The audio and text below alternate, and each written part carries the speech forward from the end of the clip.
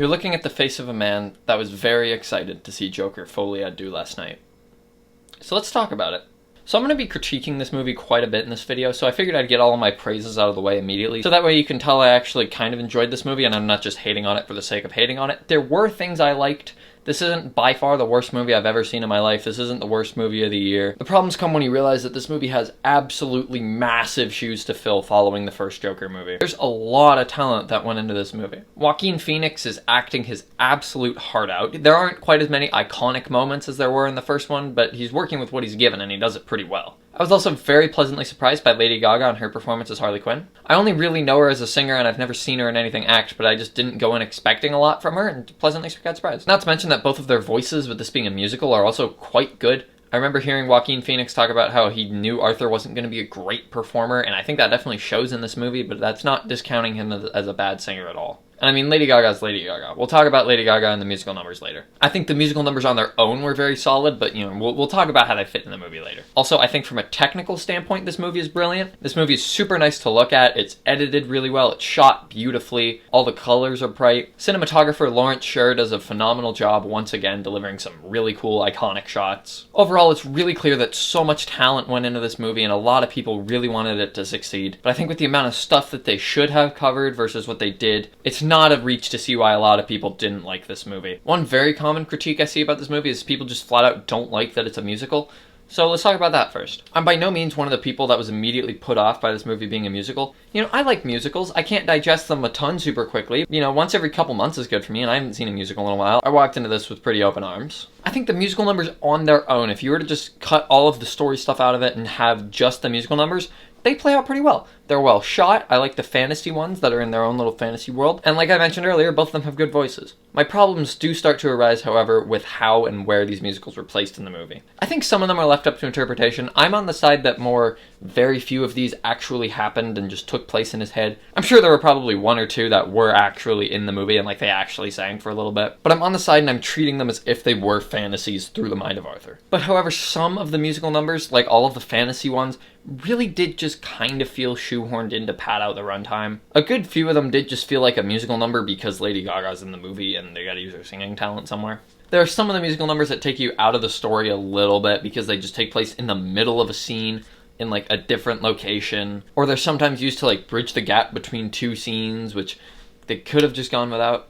I think they can sometimes distract a little bit from the story, not too much. I was never fully lost in what was happening, but by the end of the movie it was just okay, enough is enough. That being said, a lot of the musical numbers though, they aren't awful. I enjoyed a good few of them. I'd put them at a mixed bag, 50-50. Some of them were good, some of them were eh. Although I will sit here and say that you could definitely cut out all of the musical numbers and the movie would play out the same. They add very little to the plot, and that could take this from a 2-hour, 20-minute movie down to 2 hours, hour 50 territory. And that in and of itself is another common critique that I hear quite a bit. This movie did not have to be 2 hours and 20 minutes. Come on. There are very much people, and I'm partially on the side of this movie didn't have to exist at all. You had a one and done with Joker, could have walked away there, but I mean, God knows how much money everybody got paid for doing this movie, so they came back for a second one. And I feel like it spends a large portion of its runtime just kind of recapping and rehashing the first Joker movie. Which something about that really confuses me, because after I came home, I rewatched the trailer again to get notes to talk about for my review, and I noticed something really weird. This, and this genuinely never happen in the movie. And I don't mean that as in they're in Arthur's head, so technically they aren't real. They're just not in the movie at all. Which, okay, I can find that okay. If that's in the first trailer, because chances are the movie's still being worked on. But these two examples specifically were shown in the tickets on sale now teaser, which came out after the world premiere of the movie. So it was already done. They knew for a fact that neither of these were in the movie. So why would you keep promoting them? It's a bit of a pet peeve of mine where trailers do this, where they'll stitch two scenes together that aren't at all related to make it look like something happens in the movie that doesn't. This is a whole nother level though. I was actually quite hyped to see the stair dance again and to see Lady Gaga get into her full makeup, and it just never happened. That leads me to my theory that there probably exists out there a 3-hour cut of this movie somewhere with all of the stuff they didn't cut. And there was some stuff in this movie that just kind of felt a little half fleshed out, they could have spent more time developing it. You remember when Arkham catches on fire and half of the asylum is caught up in flames? Yeah, they just never mention that again. You remember how Joker says he wanted to kill himself? Never mention that again. Which I'll talk about later in my own take on the ending and how I think I could have done it differently. This is something that I noticed right away when watching the movie and kind of hoped they didn't do this the entire movie, but they did. Let's talk about Arthur. At the end of the first movie, he fully embraces the Joker side of himself. He is the Joker. Any remnant of Arthur or who he was gone. His mom's gone. He doesn't even necessarily know if his real name is Arthur Fleck. He is fully Joker. Standing on cars, starting riots, killing his social workers, he is the Joker. Which is why a lot of people were expecting, hey, we got 2 hours and 20 minutes of Joker doing Joker things since he's fully the Joker now. And then this movie starts, and he's just almost fully regressed back to Arthur from the beginning of the movie. He's the same timid, lonely, sad Arthur from the beginning of the first one. And the people that sit there and watch this and the first one back to back are going to think, wait, what? Didn't we just establish him as the Joker? Which, to be fair, I get why they did this. They wanted him to become Joker again instead of just extending his arc. Because his arc in the first movie is very cut and done. There is very little to take the character after that. That is what the movie wanted to say. And this movie doesn't have a whole lot to say on its own, so they just kind of have to reuse that. Which leads me to another little, irky critique that I have, is that 95% of this movie is about Arthur and not the Joker. Part of me is like, you can't have a movie and call it Joker, and then have Joker be like, there is no Joker in the movie. Part of me is like, you can't really do that. But part of me gets the themes and stuff and gets what they're trying to do with the movie. And especially that decision and where it came from, which we'll talk about later. I will say I wanted very much more crazy Joker shenanigans. By far my favorite part of the movie was when Joker was in the courtroom as Joker, dressed like I am.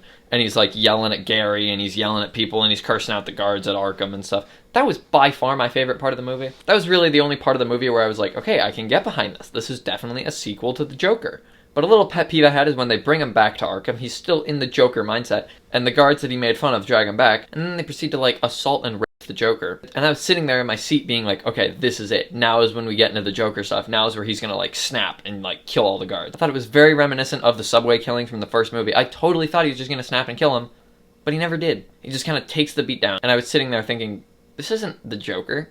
He wouldn't do that. You know what? That's okay. They had to reset Joker so that they can tell another story.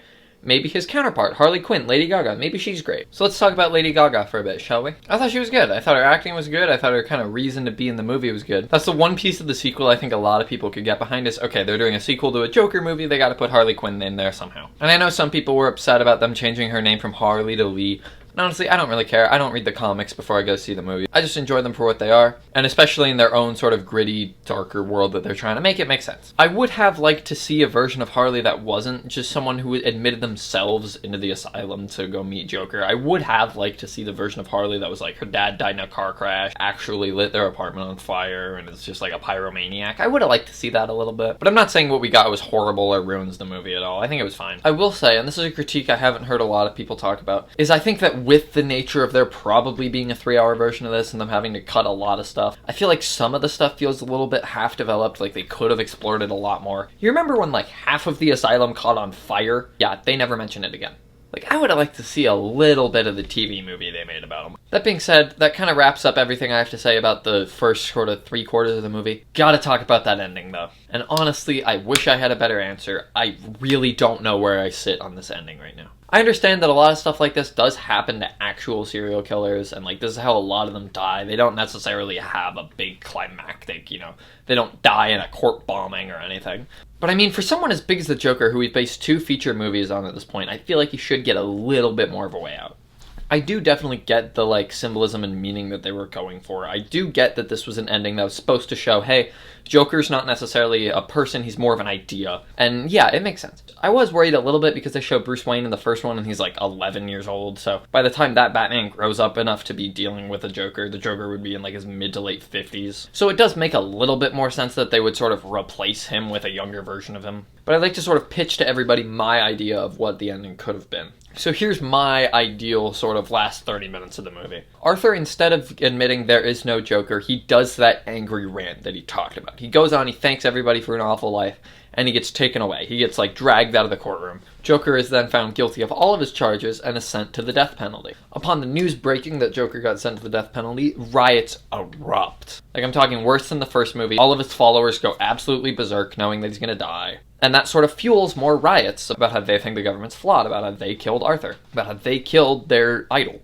Lee's taking this particularly rough. Maybe her and Arthur have one last sort of musical number, and regardless, ultimately at the end, Arthur gets what he wants and he dies in the electric chair while doing some psycho laugh or something. Joker still dies at the end, and it does sort of usher in the next generation of Jokers, if you will. Maybe the guy who stabbed him will eventually become the new Joker. I think it sets up Harley Quinn's character to sort of take over the mantle. Not that I want there to be a Joker 3, but end the movie with Harley taking on the mantle of Joker, being her own character, end it kind of similar to the first movie, and then have the entire city be ablaze, have this entire city be on fire. Joker wins at the end. I feel like that's a bit more fitting than what we got. I get what they were going for, I get the themes, and I get the whole idea, and I know that Arthur dies semi-happy, like feeling semi-accomplished with what he did. And I get why they didn't go through with this option. It's very Ted Bundy-esque, which is probably why they didn't want to do it realistically from a PR view. But I mean, they had all the stuff there, right? They had all the followers, they had the signs, they allude to him getting the death penalty earlier. We have all of the stuff from the first movie and this one that he's not really wanting to live.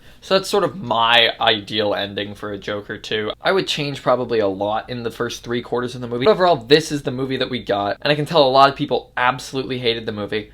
I thought it was decent. It could have been better. Could have been a lot better. Is it the worst movie I've ever seen in my life? No. Is it the worst movie of the year? No. Does this sequel feel like a sequel to Joker? No. Do I see myself rewatching Joker in the future and not this one? Yes. Does it ruin the legacy of the first one? I mean, if you just watch the first one on its own, it still stands as a great movie. And so that kind of wraps up like all of my big talking points. And so just for what it was, for not really knowing these characters all too well, for just taking them for what they are and not necessarily looking at like the source material or where they came from or being like, actually, he's a lot like this iteration of the Joker from the 1978 issue. And I look at all those people that have a hard time just enjoying a movie for what it is, and I look at them and I go, why so serious? But yeah, I don't really give things like number ratings very often, but if I had to give this movie one, I would say on a scale of 1 being like worst movie I've ever seen and 10 being like absolute cinema, 4.5 probably. It wasn't fantastic. It had its highlights. It was good for a little bit. Do I see myself going back and rewatching this movie? No. It was a good experience. Did it live up to the hype? I don't think so. But ultimately, what will? The first Joker's like an 8, 9 out of 10. This one, obviously, it's not going to be as good. But if you're like me and you enjoyed the first movie and you don't really care about the source material or where these characters come from, yeah, it was pretty decent. Thus concludes my thoughts on Joker Folie. So yeah, thank you all for watching. I hope you liked it. I'm going to go take this makeup off now. And I'll see you all on October 31st for my movie. Alright, that's all I got for you now. Bye.